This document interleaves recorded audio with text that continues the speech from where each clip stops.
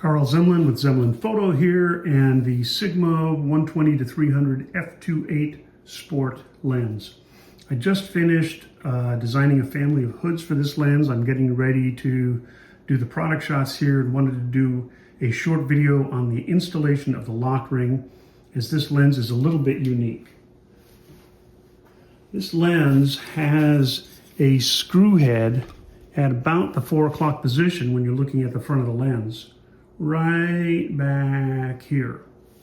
And that screw acts as a stop when you're mounting the Sigma hood. You kind of bayonet it on before tightening the clamp screw here, and that screw is what stops the rotation of it.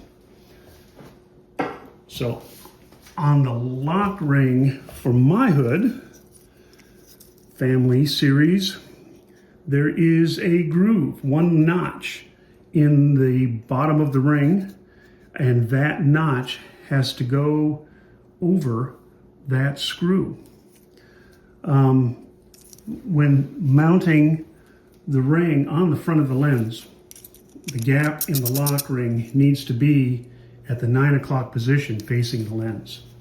So pop the ring over the end of the lens. You can do that with the screw almost totally loose on there.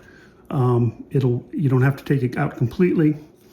And then get it settled in on the 3 bayonet features around the lens. And with this screw at the 9 o'clock position on the front of the lens, it will close up to about 1/8 of an inch gap. You should have essentially no gap all the way around the ring. Should be uniform.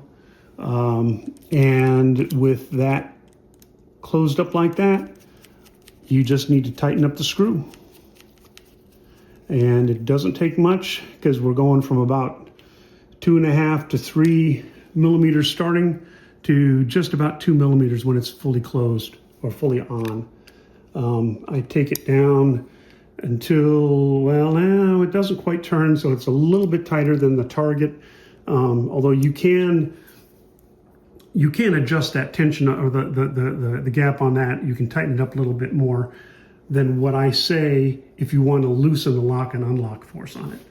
But with that, the ring's installed, you're ready to go shooting. The Zemlin hood, bayonets on like any other. On, off, reverse for storage. That's all there is to it.